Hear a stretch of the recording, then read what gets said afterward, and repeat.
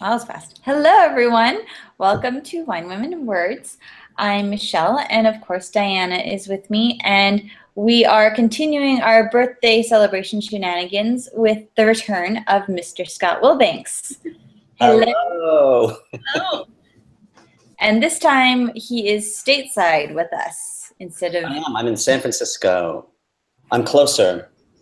Much closer closer. to Diana, not to me. Oh, yeah, that's true. That's true, right?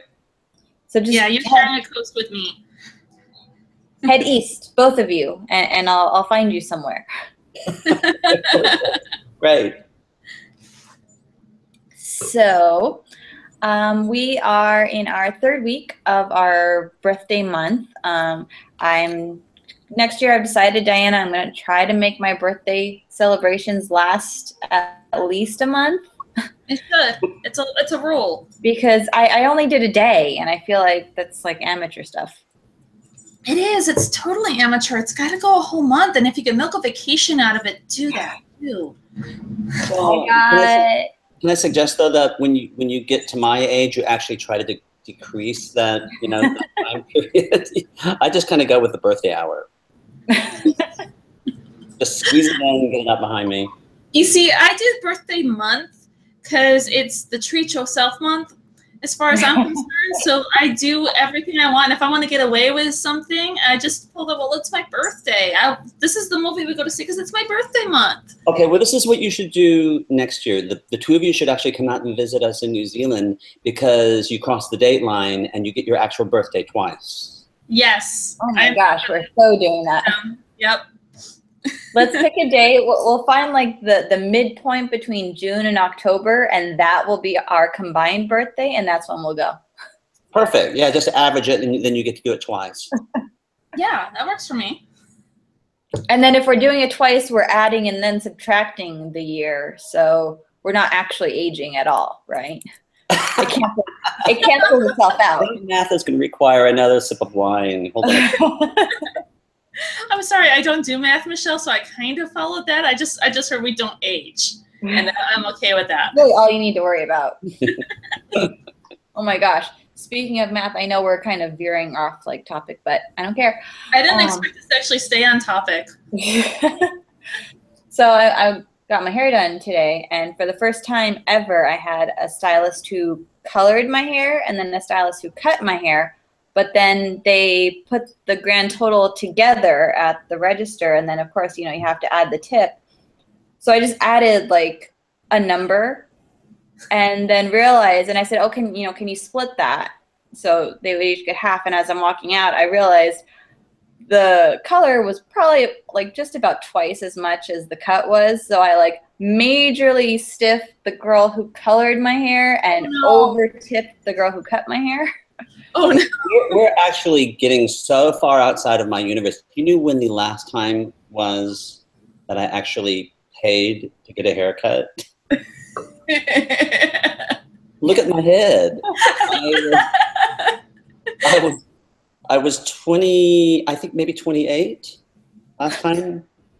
I actually got a... You're like my husband. He's not bald, but he shaves his head. Yeah. And it gets maybe about an inch, and he starts to freak out over it, that it's too long. Well, you go through that, you go through the phase if your hair is thinning. Okay, so can I tell a story? Absolutely. Okay, so I'm 24 years old. It's Halloween. I'm 23. I'm finishing up my master's program at the University of Oklahoma, and my sister is a freshman, and we've rented an apartment together, and we're roomies, and it was probably the funnest year of my entire life. But Halloween rolled around, and she was determined that we were going to go out. She was going to dress me up, and we were going to go out. And she was dressing me up as a punk rocker. And she'd taken a t-shirt, and she'd cut it into a tank top, and she'd put these gauntlets on my arms, and she'd actually painted a mask on my face with like eyeliner and stuff, and really, really red. We're going to need a picture of this. What's that? We're going to need a picture of this. Yeah, well, actually, I have one somewhere. I do. So strange enough. But she had me sitting in a chair, and she was putting this silver gel in it to spike my hair and turn my hair silver at the same time. And she's behind me, and she's just spiking away, and she's talking and yammering, and all of a sudden she goes, "Oh." And then she just kind of stopped, and I looked over my shoulder. I said, "What?" She goes, "Nothing." And she went right back to spiking. That's never a good sign. Yeah, and then she finally just stopped, and she patted me on the shoulder, and she said, "Hon, do you know that you've got a bald spot back here? I'm 23 years old." Oh. And you find out on Halloween that you're going bald. Yeah.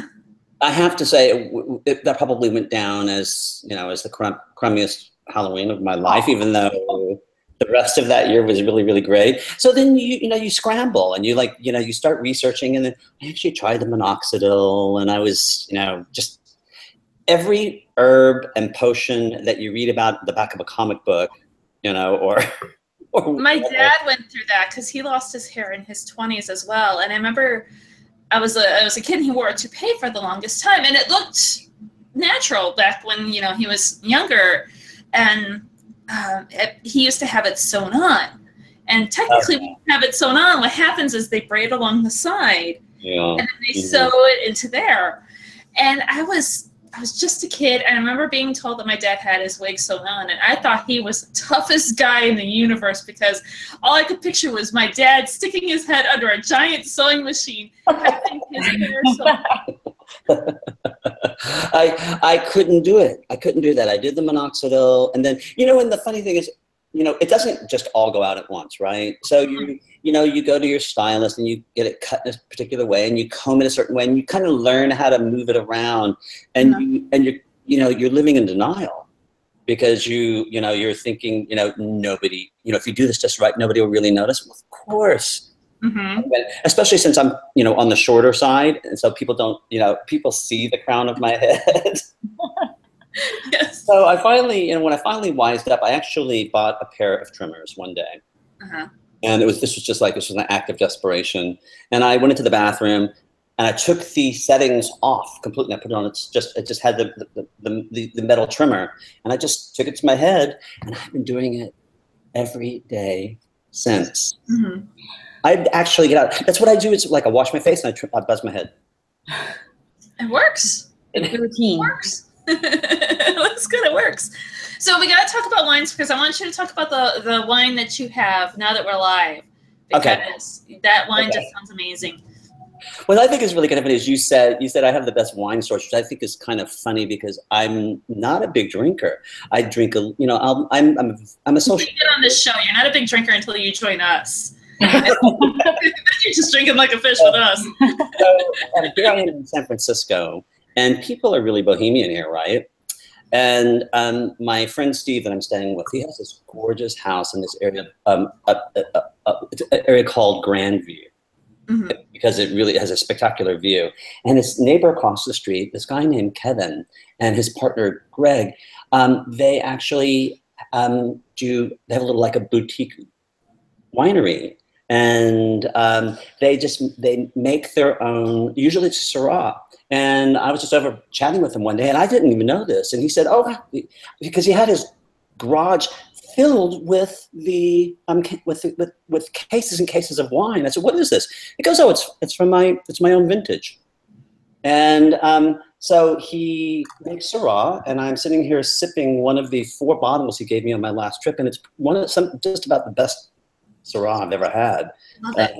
Like I said, it tastes kind of chocolatey, and then like cherries. It's really, really yummy stuff. It's it packs a punch.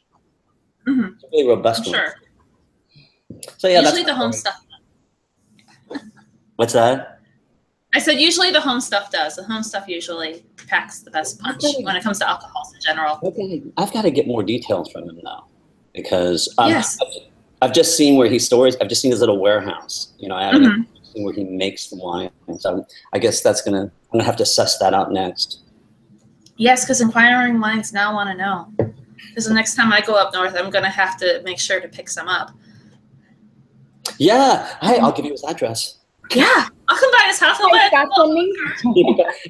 As long as you're nice to his dogs, he has these 3 little dogs that waddle out of the house every morning. Oh, I'm sold. I'm the kind of, okay, so every year I ref a beer fest, and and it's at somebody's house, and they walked, and I'm in the middle of reffing this one game, and these guys, and somebody walks out with a puppy, and my eyes just shoot up and go straight to the puppy, and I'm like, I want to go see the puppy. Guys, hurry up! I want to go see the puppy. And one of the other guys standing there, he's like, "Go see the puppy. I'll take over from here." And like for the next hour, it was just puppy, puppy, puppy, puppy. Because the world stops. I've had clients walk into my office, like multiple clients walk into my office, and I'm like, "Hold on, work stops. There's a dog here." Yeah. It must be how much to the I dog. actually think there are 2 types of people in the world. Mm-hmm. People that say hello to people first, and people that say hello to the dogs that they're walking first. Mm-hmm. And I'm the acknowledge the person walking the dog and say hello to the dog first type person. Oh, I'm the same way.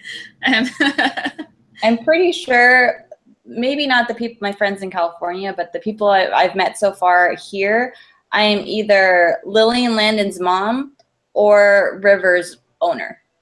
That's Okay. No one knows Michelle. It's are these all dogs? Or are these dogs and cats? Lily and Landon. Oops. Lily and Landon are human babies. Sorry about that. And River is our puppy. Okay.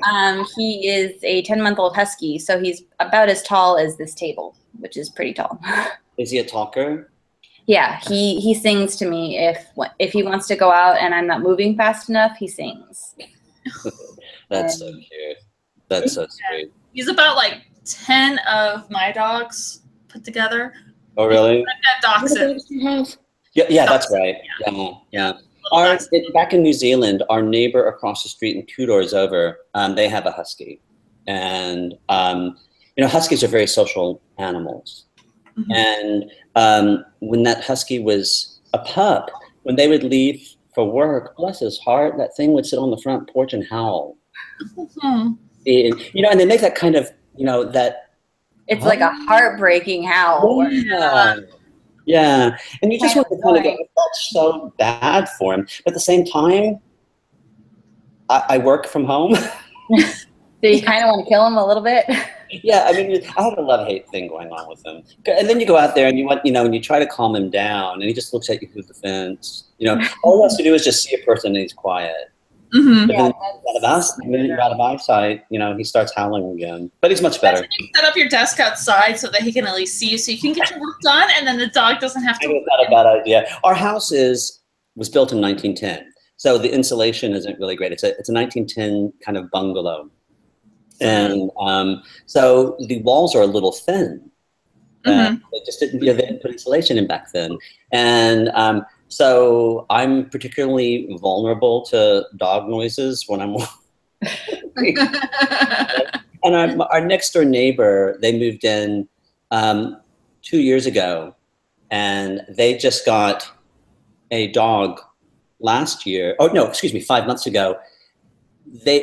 Along with a neighbor 2 doors down, they went and got these dogs together from the same litter. Mm-hmm. And they're super cute, but they're those little yip dogs that bark like machine guns. Right underneath my office window. Oh, that's fun. Now the cool thing is, I had a nice chat with Francine, our next door neighbor, and she was like, "I'm so sorry," and she got right on top of it. Mm-hmm. And Amanda, the neighbor that's 2 doors down, she's trying to. She actually got one of those collars, not the ones that shock, but she got one of those collars that whenever the dog barks, it sprays a little citronella. Mm-hmm. Oh, have you ever heard of that? That's interesting. I've heard that, 'cause I've only seen the shock collars, because we actually had to do the shock collars for my previous dog, because we lived in an apartment complex, and she sat at the door and barked at everything, and it got to the point where we were on the verge of getting a notice. So we only had to put it on her once. And that was it, because then if she started barking, all we would have to do is pick it up, show it to her, and set it down on the coffee table. And instantly, no more barking. So did you? So it was a. I mean, can we use the word humane? So you didn't feel like it was. So it wasn't really a problem then.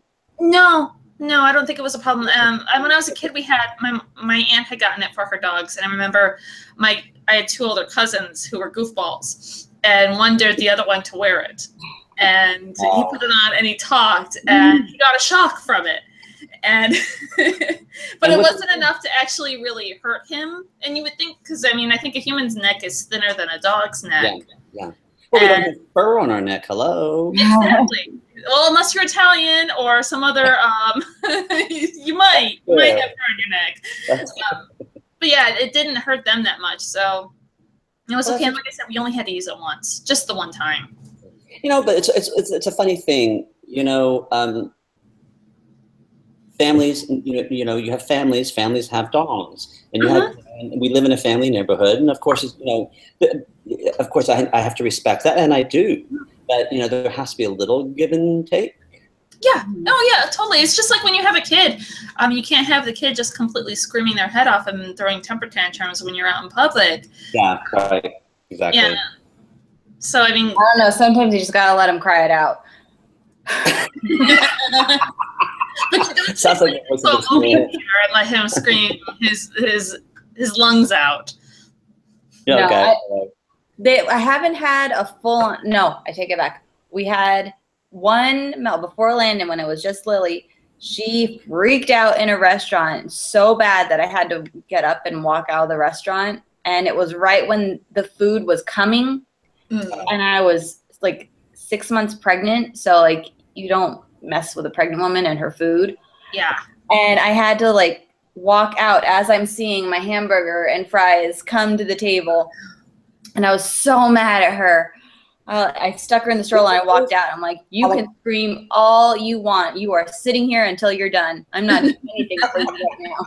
I'm trying to remember if we ever had, I mean, obviously, I remember myself as being a little angel. When I was a kid, and I'm having to stretch my memory quite a bit. I'm going to have to ask my mom that, but I can tell you that my parents, they were pretty strict when I was growing up. So I can't imagine. What's that? Mine were too. Mine are really strict for me. And then I've got a massive, huge family. Half of them is Italian, so that explains it. And the other half's Irish German. I'm the youngest or not the youngest, but I've got 28 first cousins. All together. Yeah, and I'm on the younger side of things. So, do you know how many first cousins I have? How many? I mean, you can't know, but guess how many I have. Guess how many I have? 10? None? I have 0 first. My husband doesn't have. Oh, he's got some. He doesn't talk to part of his family. They're just off in the wind. I think he's got like maybe 3 or 4. But like on his dad's side of the family, it's it. So yeah. Crazy. Well, no, both my parents are only children.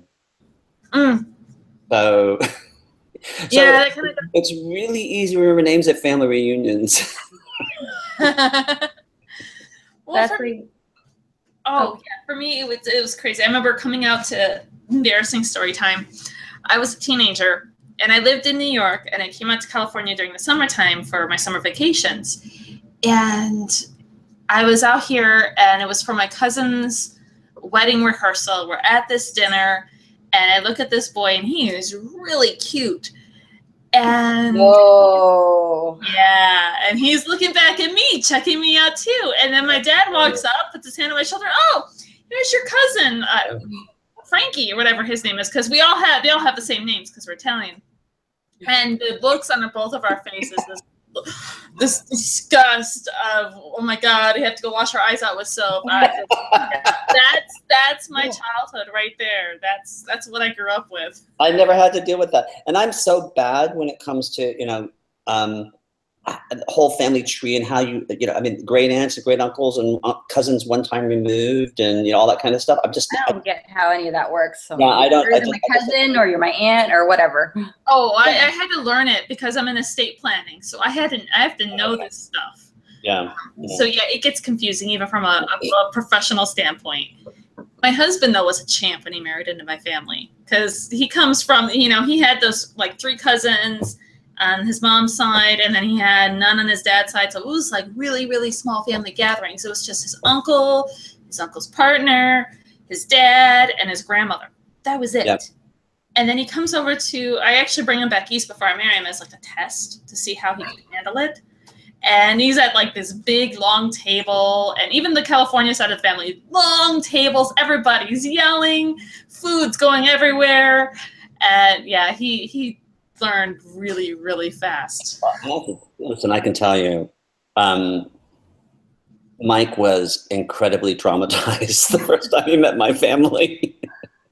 Strangely enough, because okay, so I have a brother and a sister. I have a younger sister and an older brother, and my parents, and I have a sister-in-law, and I have a gorgeous niece. And my sister at the time, she had a partner. And then when I brought Mike over for the first family visit, we would go every year to, there's a little area outside of Austin, Texas called New Braunfels. Yes, and I know that. I used to live in Texas. I lived for 3.5 years. Yeah, I lived in Temple.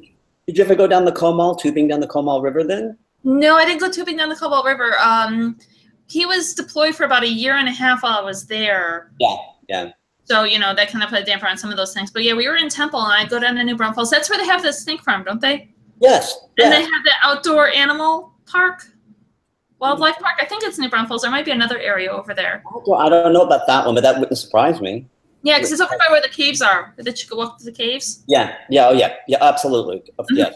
But we would have a cabin that we would rent every year on this horseshoe of the Comal River, and we go tubing over the weekend. We've been doing it since I was a little kid. And Mike comes from a large family. Mike has a twin brother. Oh wow! And he comes from there are 6 kids in his family, but he was raised Catholic. And not that it has anything to do with anything, but it's a Kiwi thing. Kiwis raise their families, and it's almost like in an austere way. There's people in my family, you climb all over each other. Mm-hmm. Everybody's talking at the same time. Mm-hmm. Mm-hmm. And Mike's, family, it's just not. He loves his family and his brothers and sisters. He has one sister that he's very close to, but he just, they don't really keep in touch. So he comes out, I bring him out to our Comal River tubing weekend, and the whole there are 8 of us in a 2-bedroom cabin. And we all sit at the table and we all talk at the same time. Uh-huh. And I actually had to go, he actually disappeared. And I had to go find him. He was sitting under a tree, and he just looked stunned.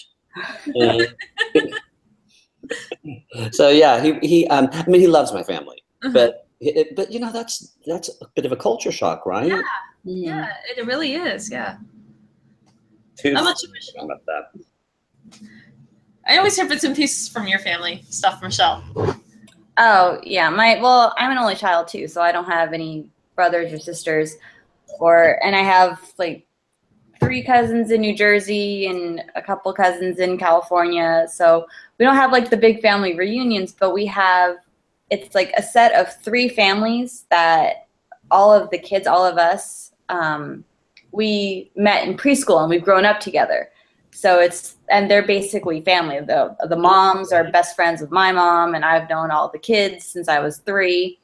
So those get-togethers, those are loud and crazy, and everyone talks at the same time, and it's awesome. So isn't that wonderful when that happens? And when you're part of that, you don't even know what's happening. You're just kind of going with it, right? Mm-hmm. I love if you ever if I stop and kind of like watch it, I love watching like the chaos. Same thing here. Yeah. After his first experience, when we went back to New Zealand, I said, how would you describe my family? And he said, you're meerkats. Which I thought was a really apt description. I'm kind of afraid to ask my husband what kind of animal. Right? That's a loaded question. That is. I mean, given the jokes that we make about our own family, I mean, I kid you not, I was out for a birthday dinner. We're hanging out at the bar after dinner, and another Italian girl, and I are sitting down trading stories about whose family was more involved in the criminal underground. And we were like trading con artist stories back and forth for like a good hour. And we had another friend who was from Spain next to us who kept trying to throw in stories. That's funny. And we're like, oh, no, you need to stop. I know there's an Italian uncle somewhere in my family who definitely was. Like, I remember hearing a story about like a bookie and an oil drum, and it did not end well for him. But oh, wow. But I think every one of us has one of those stories. Oh, wow. Was this about Niagara Falls? Right? Well, it is New Jersey, so I mean, Okay, yeah. Everything legal happens in New Jersey. Hey. Whenever somebody talks about an Italian uncle, I think of that movie First Wives Club. Bette Midler's uncle. I love that movie. I didn't realize how funny that movie was until I watched it as an adult later. Yeah. I need to go back and watch. I thought it was fantastic. Goldie Hawn in that movie was amazing. On the Stairmaster, no, on the elliptical machine. I do all my best thinking.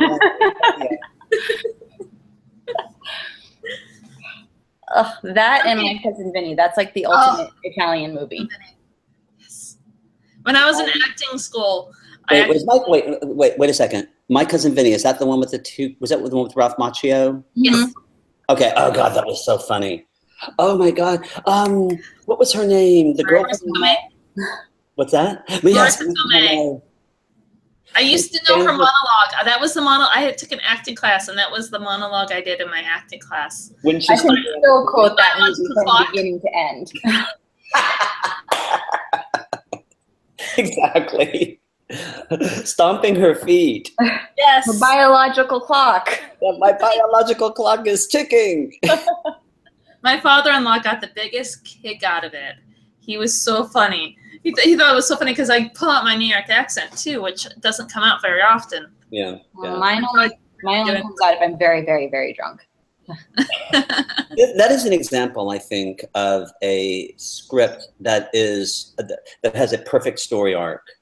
Mm-hmm. Yes. It just has a really tight, concise arc. And the dialogue matches the arc. There's no wasted dialogue in that movie, and everything is funny. And to even make it better, legal. I know when my husband went to law school and when I went through paralegal school, My Cousin Vinny was one of the movies that we would have to watch to know the procedure, because it's one of the most accurate law movies ever made. Like I read somewhere like law firms and law organizations have like named that one of the most accurate. Yeah, there's like five or six that they'll make you watch, and that's one of them. Yeah, that doesn't surprise me. But it's not, I mean, not only in terms of authenticity, though, but I'm just talking about in terms of fiction, in terms of creating tension and moving a story forward, and compounding tension, and and when it's over, all the loose ends have been tied up. And if you listen to the dialogue, especially in the courtroom scene, the courtroom scene it's incredible how concise and perfect, when he's cross-examining her, when he's cross-examining Marissa's character, yes. And she's. God, I have to watch that movie again now. Yeah, she's being obstreperous at first, and then she's like, she's chomping that gum, and she's not having anything to do with him. And then she finally catches on, and they both get excited together. I love that. Yeah, I mean, her role is basically a lot like what a paralegal's role is for an attorney. All the things that she did, all that discovery stuff she did, all of the paperwork she would help them file. Remember when the guy, the opposing counsel cross-examined her to see if she had the requisite knowledge? And he just sits back in his chair and he's like, watch this. Yeah. It was so great because he asked her a question and she looked at him, and then and the opposing counsel looks at the judge and smirks, and she goes, he goes, well, why didn't you answer the question? He said, because it's a trick question. Nobody could answer that question. Exactly. And you did the accent perfectly. Now I have to tell you, that's the sign of a good movie. I have not seen that movie in 15 years. Uh-huh. And yet all of this is still sticking to me. That movie is like the Bible for my family. Really? Really? My mom and my aunt and I watched it the first time. I was little. I was maybe 8 or 9, I want to say. Yeah. And my mom said, you can watch this as long as you don't repeat anything that they say, because the language is awful. Yeah, yeah. And I think I don't remember what context or what the situation was, but my mom said something, and I said, yeah, Mom, that's dead on balls accurate. I was like, I thought I told you not to repeat it. That is so funny. I didn't know what that meant. I was 9. It makes me think of, I've been thinking of the movies I've seen in the last couple of years, the ones that really stuck to me. Mm-hmm. And of course, if you haven't seen Wonder Woman, you have to go see Wonder Woman, because that's I really want to. I love that. Unbelievable. I'm trying to bug my husband to see it a second time already, because Yeah. I have not seen it. I've only saw it the one time, and I'm like, I've only seen it once. I need to go back and see it a second time so that it can really soak in, because it's such a wonderfully written script. Yep, exact same thing. And I have to say that the middle third of that movie is probably the best middle third of any movie in history. Mm-hmm. When Wonder Woman goes to London. Yes. And and she's just she's trying to get her feet beneath her, so to speak, and that whole London experience. I mean, of course, you start off with a bang with that incredible. I wouldn't call it a fight scene, but the war on the beach. Yeah. The opening scene and all those. Yeah, where she's just. And the thing that was amazing, but I was thinking about that because that was the first time I'd ever seen a war that was not about war, but more about protection. Yeah. And I just thought that was spectacular. They were Such protecting one another. It was amazing. But the other one that I saw that I can't get out of my head is Hidden Figures. I haven't seen. I love that movie. Yes, for a second, yes, love that. Yes, It's just, I just can't believe those women were brilliant. I don't do math, so for them to sit there and be able to and I told my mom I can't. It blows my mind that they can use numbers to figure out how a space shuttle will turn in space to make the right loop to come back. They can plot trajectory, and they can take account for gravity and for mass and for all this crazy stuff, and tell you where that little pin is going to land, in the ocean. What I loved about it was the scene where was it? Is it Taraji or Taji Henson? Where she's constantly having to go to another building to go to the bathroom. Yeah. Oh, yeah. And she's soaking wet, and Kevin Costner's like, where do you go every day? And she finally, that meltdown that she has where she yells at him is just the best. Well, she starts off quietly. She goes, there is no bathroom for me here. Mm-hmm. And he says, what? She goes, there is no bathroom for me here. Did you know that? And then she just... Yeah. And she does it heal every day. Mm-hmm. Yeah. And then at the very end, when they go to get her after they've let her go because they don't need her anymore, and that guy had to do the same trick that she had to do every day. Mm-hmm. Really gross. She had to do it in her heels. Yes. She had to do it in her heels. And she carried her work with her so she could work while she was going to the bathroom. He's like the dirty Ginger Rogers. Kevin Costner was brilliant in that movie. I loved him. Who? Kevin Costner. Yeah. I just love him. Well, it's a funny thing. I loved him in that movie, but I've never, I loved him in Dances with Wolves. Mm-hmm.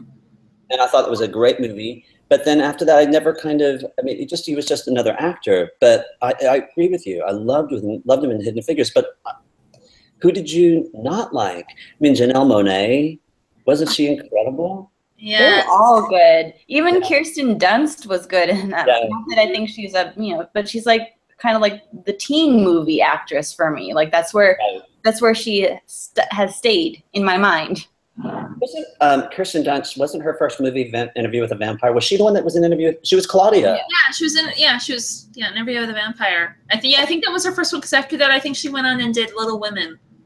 That's her next one. Okay, yeah. She because I remember her in Interview with a Vampire with those bring me curls. Yeah, those curly locks of hers. That was pretty cool. See, the other movie that stuck with me based on its writing was actually Rogue One. Oh yeah. I still haven't seen that. You need to see it. If you guys want to talk like Paw Patrol or Sophia the First or like those things, I have seen the newest episodes. I know what happens with Rebel and Chase, and it's crazy. But Rogue One is on video now, so you need to watch it. You have no more excuse, Michelle. I know. Well, actually, so I told you already, there's this, we do base housing because we live right across the street from the naval base. Yep. And they have daycare for kids, obviously like the regular Monday through Friday, 9 to 5, but they also have this awesome drop-in hourly daycare where if you just need them to watch your kids for, a couple hours so you can go to a doctor's appointment. I think I'm going to drop off my kids and just go see a movie by myself because I can.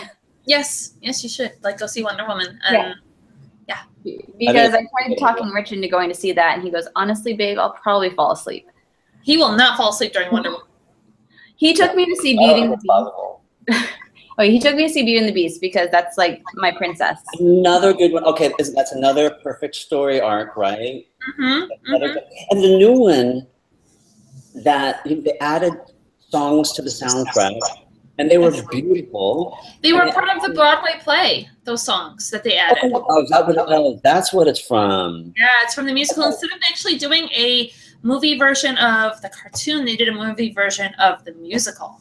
Oh, okay. So then the additional subplot where they go to that was new for the movie, where they go to because the director wanted to give her a backstory. Yeah. I loved all the additions that they made. I did too.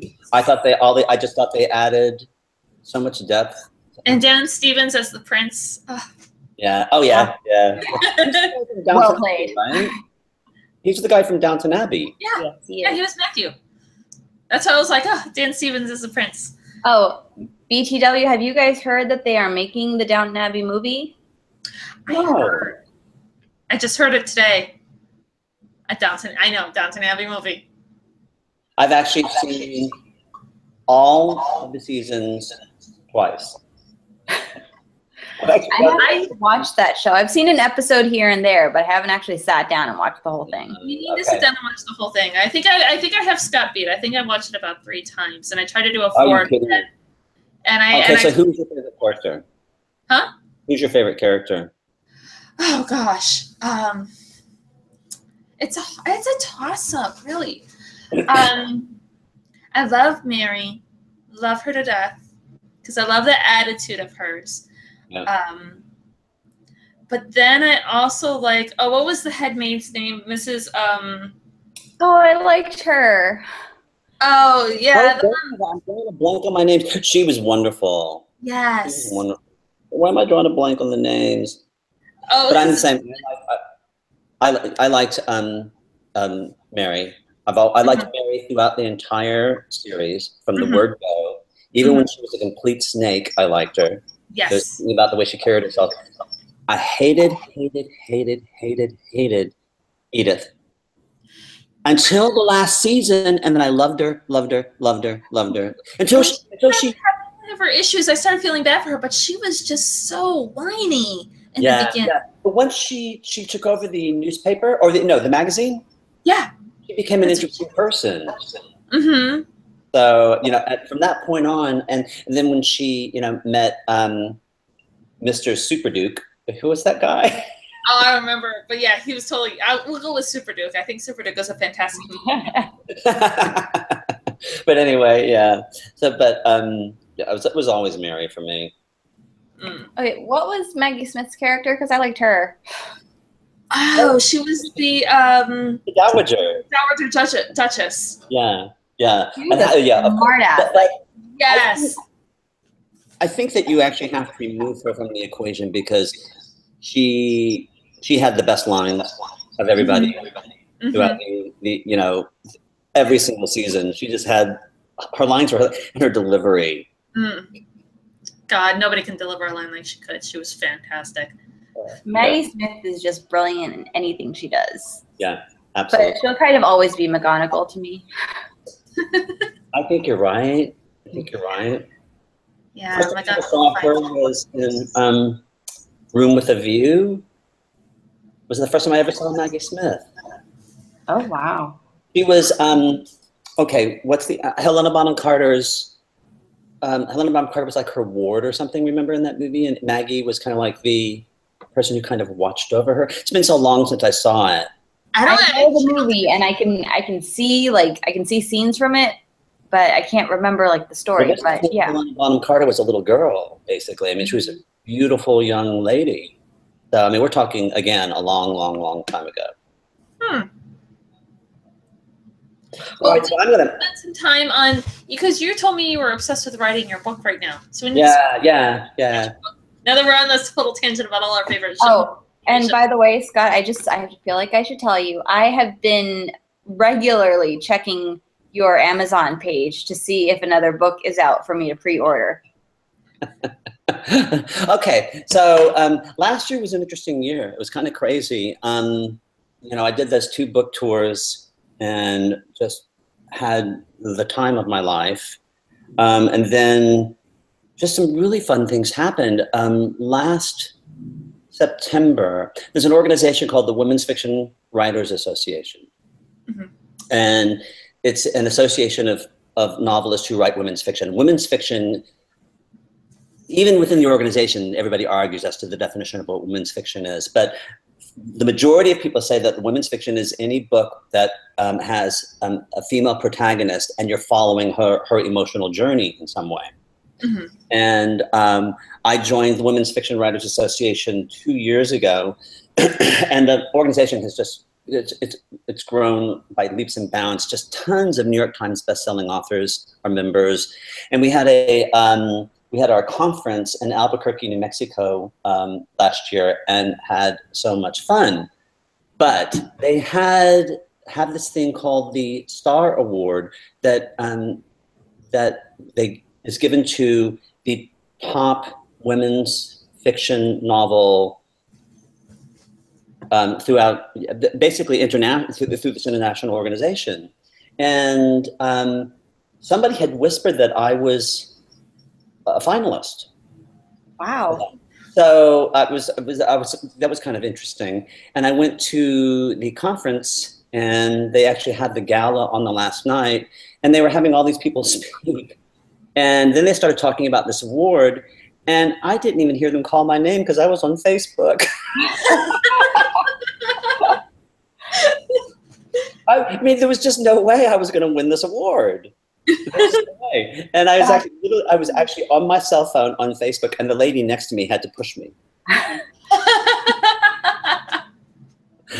So, but in the meantime, after that went into production, I started working on the second book. And I don't know if I told you any of the craziness that happened while I was in, over the course of the last year with all my near misses with the second book. Did I tell you about any of this?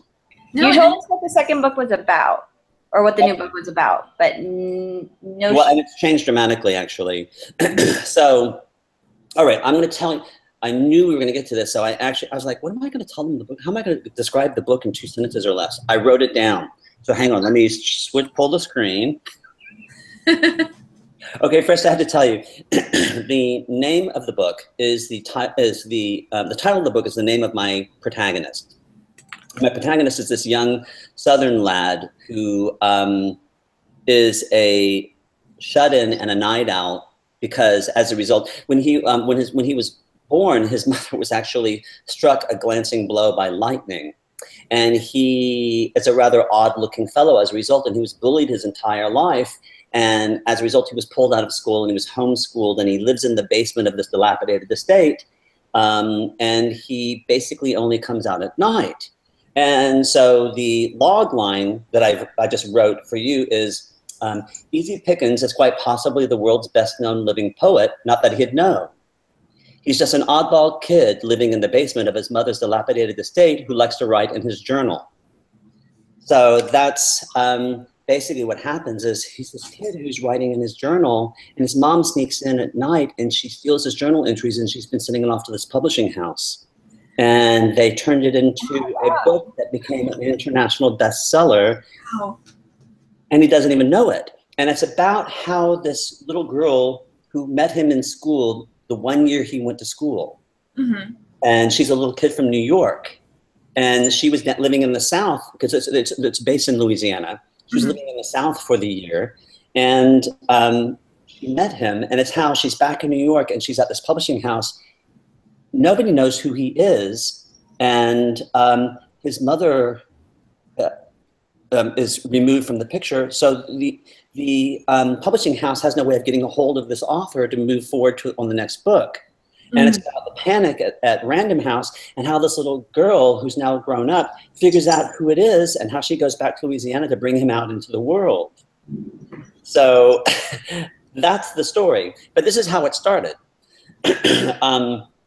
When Lemon Collie went into production, my agent called me and said, "Do you have any works in progress?" And I said, "Yeah, I've got 4. Why?" She said, "Well, can you send me a synopsis and a sample of the writing from each?" I said, "Well, sure, not a problem, but why are we doing that?" She said, "Because we need to pick your next book." Oh, I always thought that I picked my books. That shows you how naive I was. You don't. So I took my, I have a sequel to Lemon Collie. I had about 175 pages written. Mm-hmm. I had the whole plot figured out, and I had that ready to go. So I sent that to her first. Then I sent a concept based off one of the characters in Lemon Collie that I had written about 130, 140 pages. Next, and then a third book. And then I sent her this 4th one, which was just the idea of about this crazy protagonist, and 1 page of writing. 1 page of writing, and guess which one she picked? The 1 page of writing, of course. Yeah. I mean, I should have known better. And then she said, she went bonkers over it. And she said, "Look, just go to town, do your thing. I need 5 chapters and a synopsis from you as quickly as possible." Again, I just had to say, "Why?" And she said, "Because we're going to sell your book." And I said, "How do you sell a book that's not even written?" She goes, "Oh, we do it all the time." I mean, this shows you, I don't know how, I mean, you probably know as much about the writing, about the publishing industry as I do, but I mean, at the time, I had no clue. So I sat down at my computer and I started typing away, and I'm developing my protagonist, and I'm developing my antagonist, and I'm putting the storyline together. I'm having a blast. I'm laughing as I'm typing. I pop out 5 chapters in actually a pretty short period of time. And then I send off a synopsis to my agent, and I get an email from her the next day saying, "Oh my God, this is hilarious, call me." So I called her, and she said, "Scott, I swear, I think you could write a phone book and I'd fall in love with the writing." She said, "This is hilarious." I said, "Oh, thank you." She said, "But you can't write this." I was like, "What?" And she said, "You can't write this. It's off brand." And that's when we had to have a conversation about what branding is, mm-hmm. and what mine might be, considering I'd only written 1 book that actually had not even released yet. So she said, "Your brand is this and this and this and this." And it was all this kind of touchy-feely kind of nothing you can really sink your teeth into. And she said, "So I need a little of this, I need a little of that, I need some more of this, and let's try again." I went at it again. I lost a little bit of my confidence. I put together another 5 chapters, put together another synopsis. Oh, no, and I'd actually lost my confidence a little bit, and I talked to an independent editor and said, "Look, can you help me with development, just because I'm just, nervous now?" And she said, "Sure." we put together a 15-page outline that not even I understood. So I send off these 5, beautifully written chapters and this outline I didn't understand to my agent, who, of course, she said, no. So then I did it I did it the third time, and this time I felt like I was dialing in a little better. And when I sent her the third attempt, she emailed me, she said, bingo, this is it. And I was about to head out on a second book tour, and she said, go on your book tour, don't even worry about it. This will be the easiest yes in the history of yeses from your publishing house. And I was about 1 week into my book tour when I got an email from her saying, call me. And when I called her, she said, they turned it down. And I said, oh, she said, now to be clear, they made it very clear they love you, they love your first book, but they're afraid that this will limit your audience too much, this new concept. And I said, so where should we do? She goes, well, I think you should actually have a conversation with your editor at the publishing house and find out what it is that they want. So I spoke to my editor, and we had a great conversation, but she said, this and this and this and that, and blah, blah, blah. And she goes, we're worried about branding and this and that. And then she said, and by the way, do you know that your protagonist is a guy?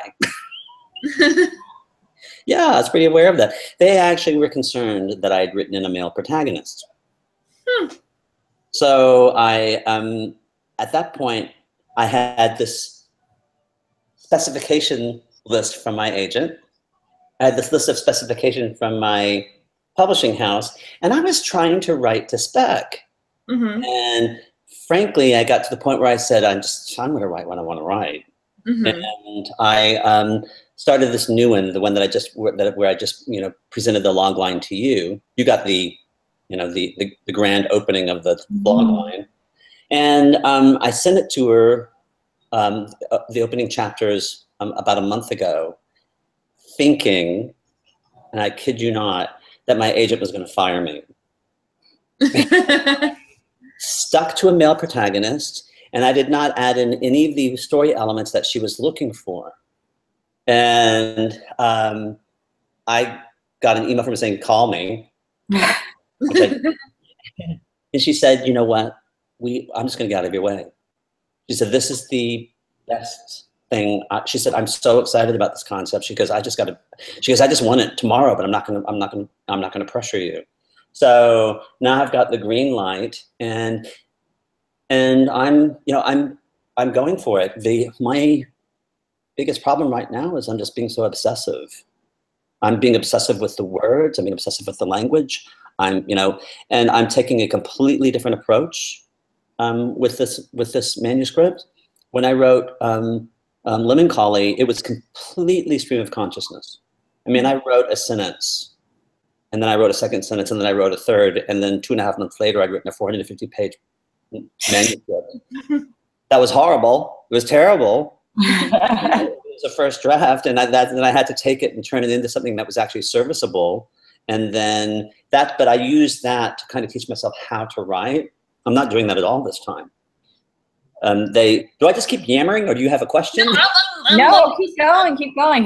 Yeah, I'm in this stage where I've actually, I got because I've got one book that I've written, the Anita Garibaldi, and I got a publisher to say, this is an interesting story. We like it as an indie publisher, a small publisher. They're like, we really like it, but we want you to make some changes to it and develop some things some more, and then bring it back to us. So I just finally made the plunge to hire an independent editor to. That's great. Well, how do you feel about the requests they made, or the changes they want? They didn't give me specific ones. They said to expand on it, and I already have this behemoth of a book. I mean, it's 400 pages as it is right now, like full on regular pages. So I feel like it's a beast as it is. But after a little bit of a confidence, like, okay, I didn't get sold right away. All right.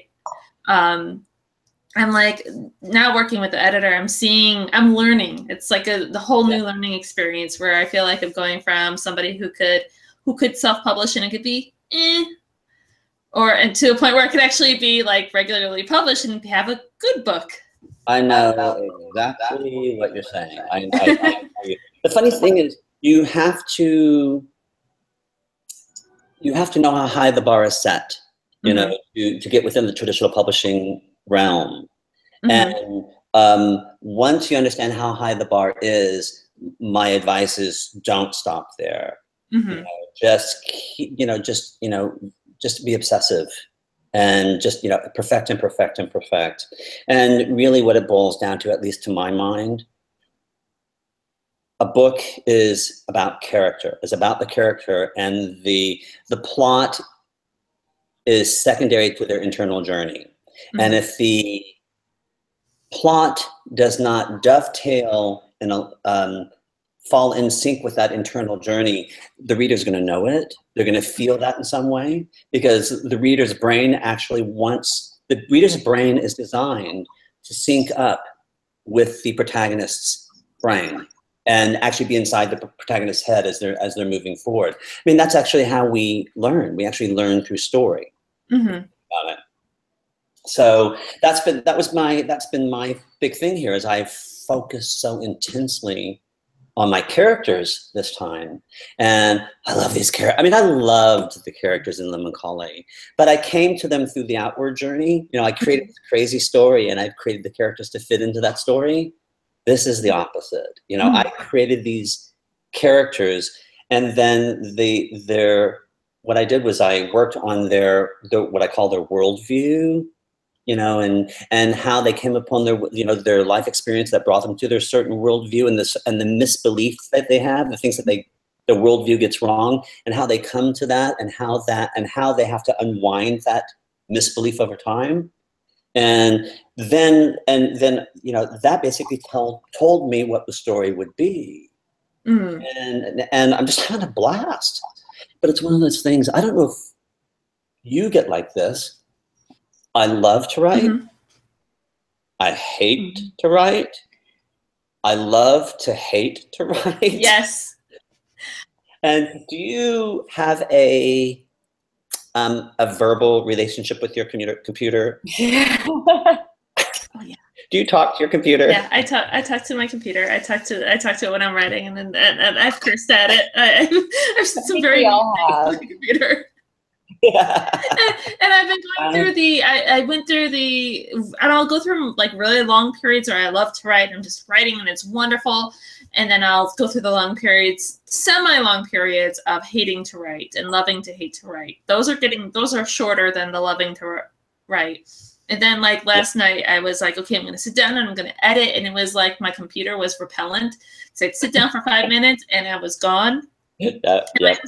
From work last night, and like the sink was so gleaming that like you could see a reflection in it. That's how repelled I was from doing any writing, even blog writing. I couldn't do it because I'm one of those weird people that when I really get in the groove and and something is really blossoming in my head and it's just fitting so perfectly in the story and I'm getting it, it makes me nervous. And if the writing is going too well, I actually have to stop because I get so nervous. Really? Isn't that weird? A little. Maybe you get inside your own head a little too much.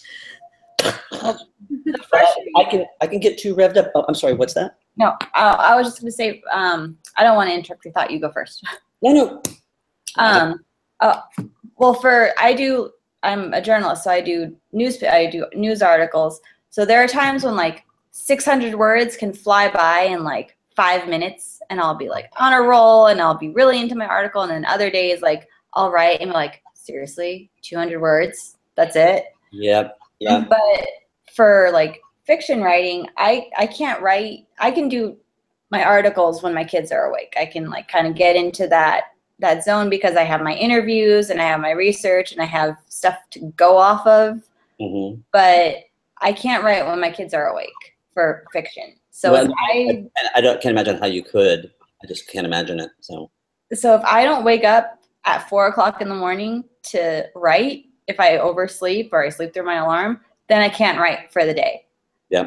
And I try, and then have all these great ideas, and then nothing happens. Well, the funny thing about writing, what I think most people don't understand about writing is it's a physically taxing process. I mean, it's exhausting. I mean, you have to concentrate. I mean, the concentration required is actually wears you out. You know, I don't have a lot of mental stamina.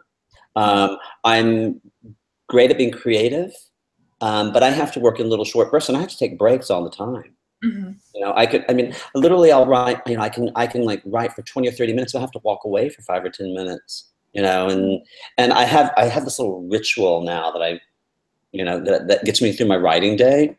And, you know, and part of it is my brain gets so saturated with my story at a certain point in the day that it's too dense. So I actually will go into the master bedroom, and I know the point when I get to this point, and I go into the master bedroom and I lie down on the bed and I'll take like a 30-minute nap and let it sort itself out.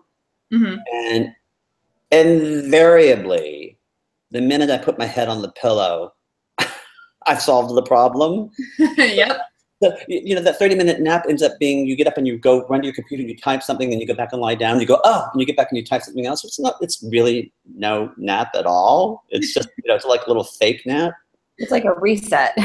Yeah, that's exactly what it is. It's a reset. But, you know, but those are actually good days. I wish I could have uninterrupted writing time. I love my idea so much, and I think it's really good, but I don't, at this rate, I'll be done by the time I'm 50. So like 20 years. That's okay. So what? That's all right. I mean, if that's how long it takes, that's how long it takes. You know, who says that there's no rule, is there? No. I just want it done now. Yeah. Myself. After I've been working on this thing for like 3 years now, I think it is. Yeah, yeah. So I'm like, yeah, I'm ready to. 3 years is actually still pretty dadgum quick, to be perfectly honest. Yeah, well, I'm going out for your book launch party, so whenever that is, I'm coming out. Me too. Absolutely, I'll do the same. Yay! I love this idea. Huge party. Well, there were times where I would actually fall asleep at my computer. I would be writing as well. I was just so into writing that first draft that I'd have my notebooks with me, and I'd write during my lunch hour, and I'd get in a good, you know, a good scene, or, you know, most of a chapter in during my lunch break at work, and I'd come home and I'd type it up and I'd revise what I hand wrote out, and then expand on that. And I've fallen asleep at the computer. But that's the process, isn't it? That's the process. I do the same. You know, I like to go to the gym. I like to work out. So I actually will fill my head up, and then as I'm driving to the gym, I'll let it start sorting, and I actually will dictate into my iPhone.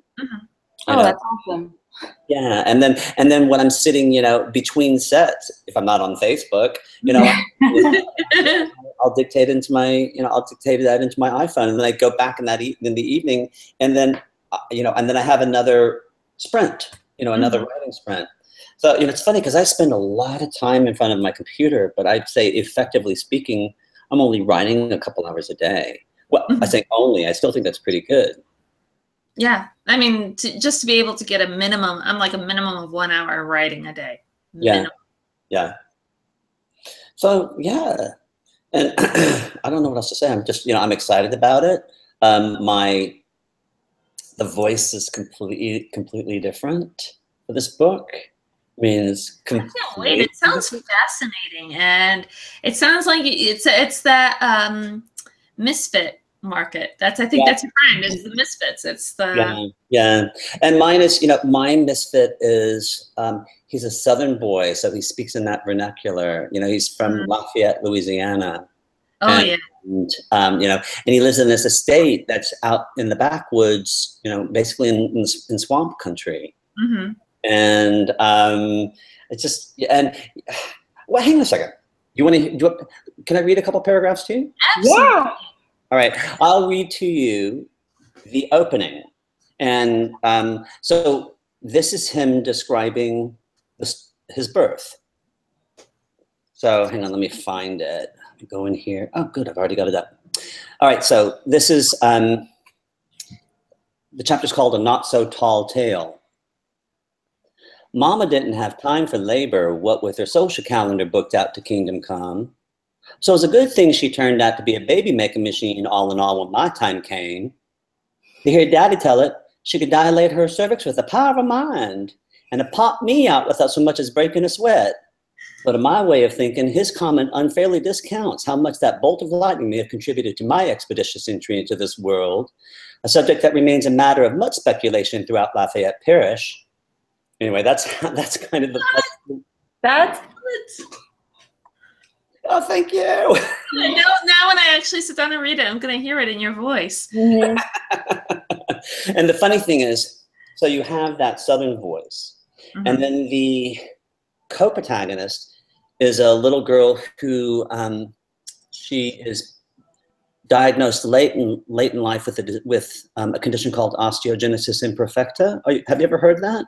Yes. That's like brittle bone disease, right? Exactly. She has brittle bones disease. Yeah, and so she's 12 years old. She has a very mild case of it. She has type 1. I'm sorry, OI, which is the mildest form. But when she was raised in New York, and her mother has cancer, and she's gone through remission twice. And when her mother passes away, her surrogate mother is this drag queen who that was her mother's very dear friend. So she's basically raised by a drag queen. Oh, love it, love it, love it. So you have this New York kid. She's physically frail, but again, she's like Annie in Lemon Collar. She has a very strong spirit while she's physically frail. And so you have this New York, mentality offset against the Southern softness in this kid. And of course, there was a romance, that happened between the two.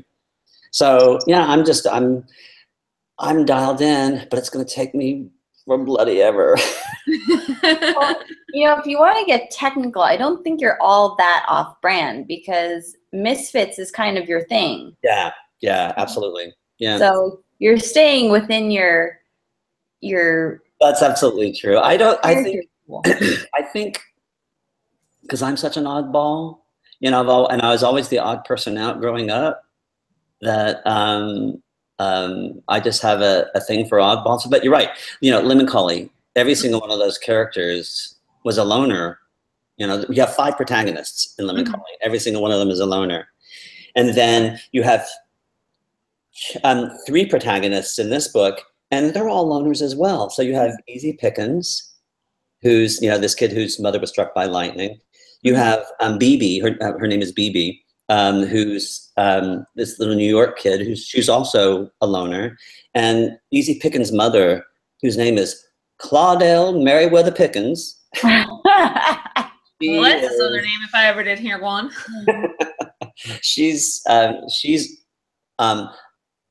becomes ostracized because of Easy. And so she's a loner as well, but she's a live wire. And so you're right. I think that's going to be my brand, I guess. Misfit. Which is great. I mean, Misfits are great. Especially did I mention the book that we're reading to you? The book that we're reading this month? No. What are you reading? We're reading Dear Fang with Love. Oh. Yes. No, you're kidding me. Have you read that yet? No, but I've heard about it. Yes. It's beautiful. And I mean, you love the Misfit oddballs. I mean, for Vera, it's a huge Misfit oddball. All right, well, I'm going to add that to my reading list. Oh, we're having Rufy on next week, too, so you can catch her. Okay, well, I'll check out the podcast. Yeah. I'll still be stateside, so that'll be great. I'll try to tune in. Yeah, absolutely. But yeah, I mean, Vera is just this complete and total oddball who, I mean, at 17, she has a mental breakdown and she tries to baptize the cheerleaders with vodka. So, I mean, it's just this kind of stuff. And it's just odd, and there's that witty humor that you would like. And she's just So fresh and so much of a I've been novel. really getting into character-driven books. Just really obsessing over them lately. What was the one I read? So have either of you read Wonder? No. Oh, I've seen that one. I've been wanting to pick that up. It's just so yummy. Great book. And then the one that I read recently that I thought was incredible. I didn't think I was going to like it at all, and it turned out being I couldn't put the book down. It was called Okay for Now. What is that one? It was a finalist for the National Book Award. And again, just, it kind of falls within that young adult, in that young adult sweet spot. Mm-hmm. God, what was the other one that I read? But that Okay for Now. Check it out. Just an amazing book, and Wonder as well. Oh, and Simon versus the Homo sapiens agenda. Have you heard that one? I have. Yeah, it sounds fascinating. So cool. Just another really, really cool one. I just read The Girl with All the Gifts. And what did you think? Okay, so have you read it? Yeah. Okay, all right, Diane, you probably won't read it. I don't know. Oh, good. My reading list is so long. It's a zombie apocalypse book. Yeah. Right. Which you would have no idea from like maybe the first chapter. You're kind of trying to figure out what is going on, because this girl is like in a cell, and the soldiers like come and they strap her into a wheelchair and take her to. Yeah, that one. Yeah. Okay. So I don't like zombie movies, books. They scare me too much. They freak me out. I don't like them. Those characters were so real. Yeah. And that author, she built an entire world. Like the way she wrote to describe everything was so good. I agree completely. Yeah. Even the development is incredible. And the whole thing is Melanie, the girl, she's one of the main characters. She's the little girl. She is a zombie. Yeah. But she's a special zombie. She was born a zombie, but you don't find that. Yeah, don't give it away. Don't give it away. Yeah. So, but she's a zombie with a conscience. So she is able to speak and learn and read and write. So she's like a little girl. It's very zombie-esque. These doctors are like collecting these kids who are like her to try to find a cure. Huh. And like there's a whole plot twist at the end, I won't tell. But even my whole thing with zombie movies and zombie books is they're so gory. Like there's no need to be that gory. Like we get it. Zombies eat brains. We understand. Right. But even when Melanie, like speaking from Melanie's point of view, it's not too much. Like it all kind of goes with the storyline. Have you read The Passage? No. Have you heard of it? Yeah, I have. What's the author's name? I'm drawing a blank on his name. Hold on, let me look it up. Yeah, actually, I'm going to grab my iPad. Hold on.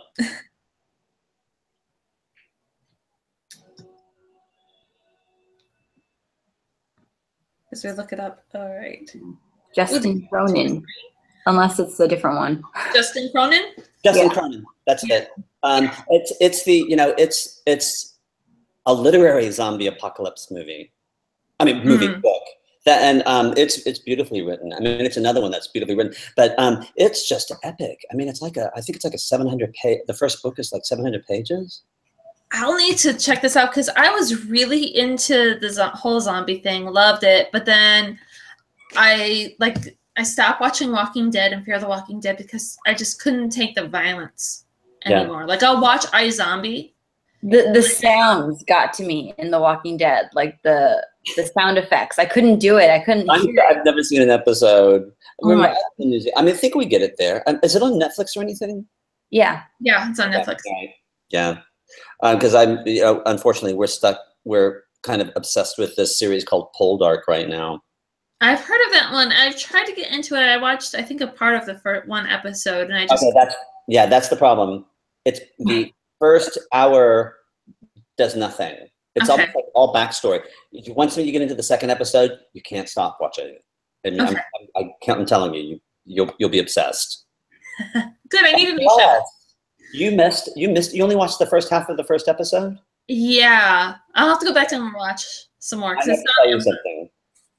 The male lead, I can't remember the actress, Adrian somebody or other. He's the guy who played Keeley in Lord of the Rings, in the Lord of the Rings movies. Oh, okay, wasn't he on Being Human too? The French one? Maybe, I don't know. But in the second half of the first episode, he is in a wheat field, shirtless, with a scythe, and he's cutting the wheat. The women in Great Britain, the whole country stopped. They tweeted about him and talked about him for the next month. That's all they could talk about was this, this beautiful man with his shirt off, sweating in a wheat field. Sold. Well, because who doesn't love a beautiful man shirtless in a wheat field? Yeah, because it happens all the time, It does, yes. Anyway, but it's an incredible series, and if Mike watches it while I'm away, I'll have to shoot him. I hate that. I did that with Ryan because our schedules are so off. So I wouldn't watch certain shows. Like I would save up iZombies and not watch them for him. Yeah. And because we had to watch it together. And then I go to watch it and be like, you'd be home on the weekend. Hey, want to watch the show? Oh, I already saw it. You did what? Well, I didn't realize we were watching it together. Mike does the same thing. Yes. Yeah. We could. I understand. I can empathize. We'll just have to. Right. Rich doesn't watch TV shows, so I don't have to worry about that. There was 2 shows he liked. Lost Girl, for obvious reasons. Yeah.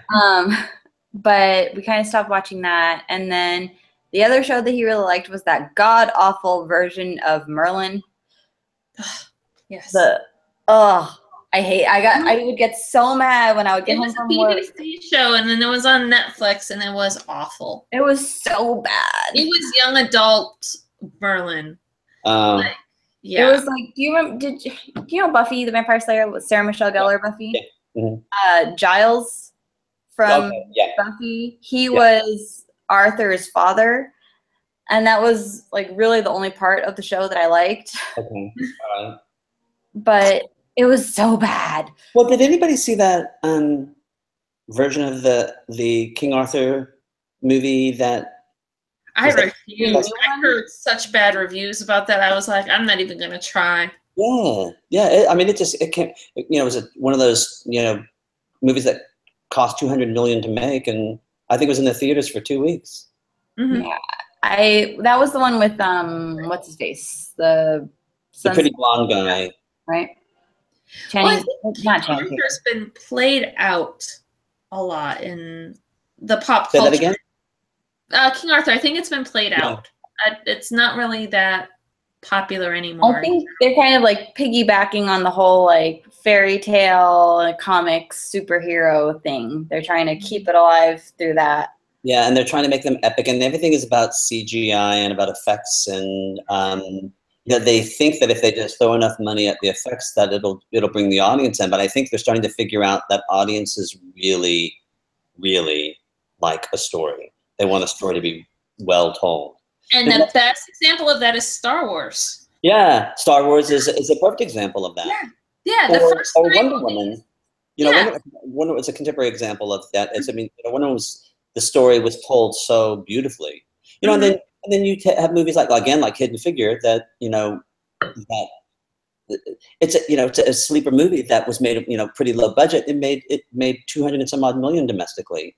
Yeah, because it had really good characters and a really good storyline, something that people could really get behind. Yeah. I think that could be said of any movie that has become a cult classic, like Firefly or like Crybaby or the Johnny Depp. Yes, I love that movie. I love bad movies though too, but it's you haven't seen it yet, have you, Michelle? Out too much in that movie. She scared me. But it was as odd and as weird as it is. You've got this story that you can like get behind, and it's a cult classic. Or there's another cult classic that is so horrible, The Room. That's the one where they have the showing in Hollywood, right? Yeah, and you throw spoons at the TV, at the screen. TV. Yeah, it was this bad B movie with it's really, really bad, and it's so bad that it's good. So it's like Sharknado. Yeah, the first Sharknado, not like 2 and 3 and 4, where they've self-actualized that they know that they're bad, so they're playing up to the fact that they're bad. Yeah. This is before self-actualization about how bad it was, and you just get into it because of the characters of it, and yeah. The Room? Yeah, The Room is what it's called. All right. The complete opposite of the one that won the Academy Awards. This one did not. Not the Academy Award winner. There's a movie that came out in New Zealand last year. It's called The Hunt for the Wilder People. That sounds promising. Listen, it's again a perfect story, and it's so charming and so unexpected. They made this movie for under $2 million, and it became the biggest running hit in New Zealand history. And it's just now being released. It's now on international release. Mm-hmm. You might be able to find it on like Apple Movies or something. And it's called The Willow? The Hunt for the People. Do yourself a favor and watch this movie. Okay. I will. That's like, probably nothing like the movie, but that's like Dr. Horrible Sing-Along blog, where Joss Whedon wanted to prove a point that he could make a good movie without spending a ton of money on it. Yeah. And we quote that movie regularly. Absolutely. Yeah, absolutely. We buy wine because of that movie. But do yourself a favor. Go find that movie, watch it, and then shoot me a tweet, a message on Twitter or something, and let me know what you think. I text it to you just so I can save it, Diana. Okay, fantastic. It has a lot of Kiwi-isms in it, so I'm curious as to how those will translate. But I have seen it with a bunch of American friends, and they just fell in love with it. So my husband and I have become familiar with some of the Kiwi-isms and some Kiwi stuff, especially last August when we went to Fiji for vacation. And oh, you did? Yes. And it was all Kiwis and Aussies around us. We were as Americans, we were minorities, and it was hilarious and funny. I think the funniest part was, okay, so we're out doing this whole fish feeding demonstration, and this Aussie woman, because we always get, are you Canadian or are you American? Mm-hmm. And so this Aussie woman's like, are you guys, let me guess, Canadian? And we're like, no, American. She's like, oh, I can never tell you two guys apart. And my husband, being the wonderful smartass that he is, goes, that's okay. I can never tell the difference between an Aussie and a Kiwi. Yeah. And she was like, oh, no. She got red in the face. She's like, I'll tell you what the difference is. The difference between an Aussie and a Kiwi is that a Kiwi sounds like an English person trying to do a bad Aussie accent. Well, she's kind of right, I guess.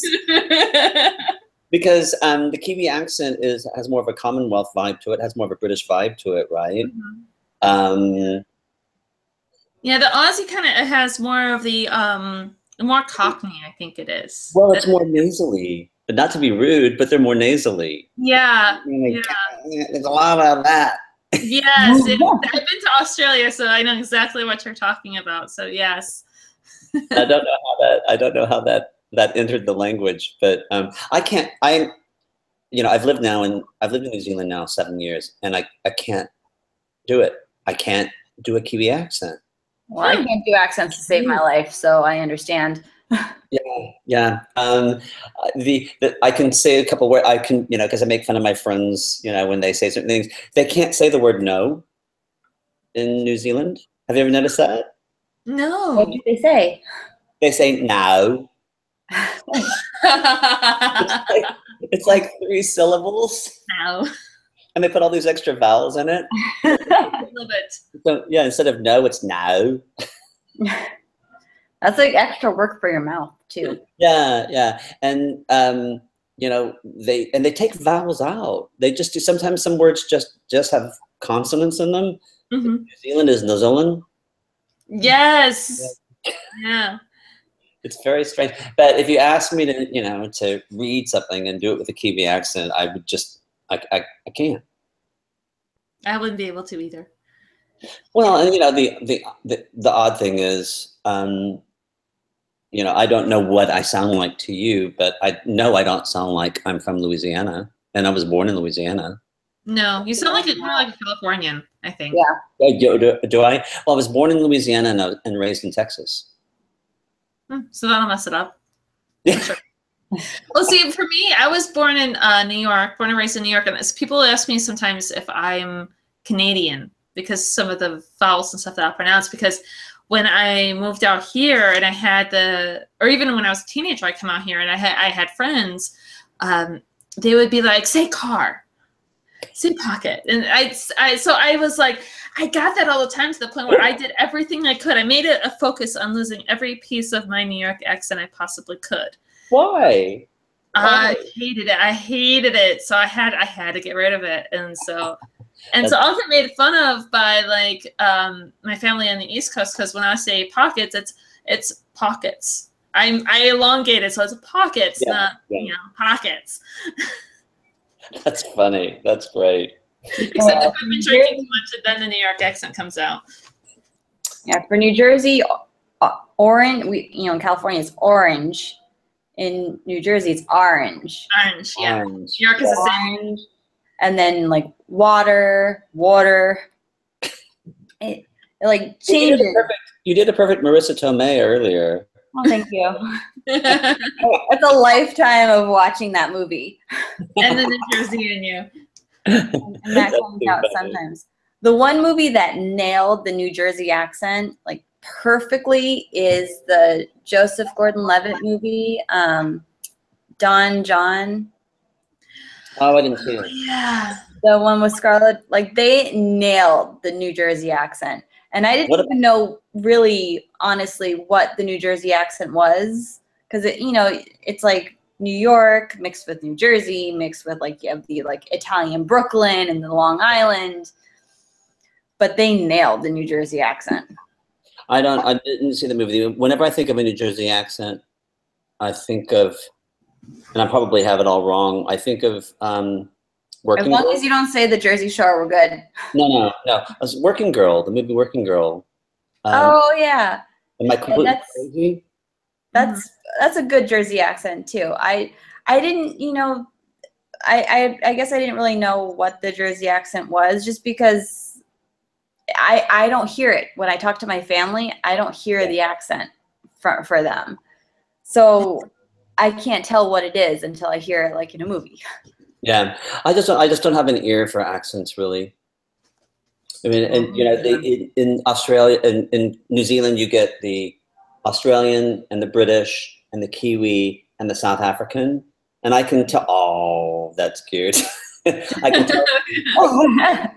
I can tell you the South African, but I can't do it. When somebody speaks with a South African accent, and I can tell if somebody's from South Africa. But if they ask me to do a South African accent, I end up. That one took me a while to learn and differentiate from South African and Australian because they were so similar. I thought there's a few words that they have that are similar. Yeah. I don't know why, but for some reason I can pick that one out. But anyway.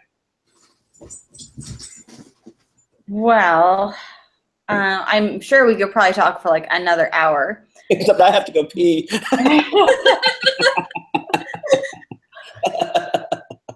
Well, we'll let you go so you can go do that. So on that note.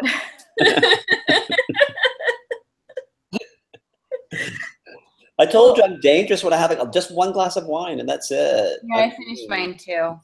Oh, wait till we come to New Zealand. We'll have multiple ones and it'll be hilarious. That'll be great. Yeah. Listen, the guest room is open to both of you, so not a problem. All right, Michelle, next June. All right. To Chicago. We're going to New Zealand. Start planning. It is physically the most beautiful country you'll ever see. I'm okay with that. Yeah, I've seen it. I've heard it. My sister was there 2 years ago now, year and a half ago now. She did the lucky bum that she is. She did a whole like Southeast Asia and stopped off in New Zealand backpacking trip. Yeah, yeah.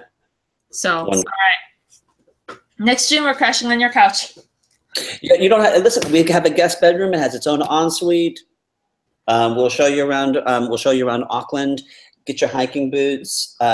You can truck the length and breadth of the entire country and not run into anything that'll eat you. Oh, excellent. All right. All right. So, I'm okay. That kind of nature I'm okay with. The nature. My husband's going to have to. Not so much. there are no poisonous critters in New Zealand. Okay. Yeah, you sent them all to Australia. Yeah, well, we just didn't allow them to come over. So. Yeah, you're a travel ban. We really can go there now then. Yes, yes. Well, ladies, thank you very much. I had a blast. Thank you so much for coming back. We had so much fun.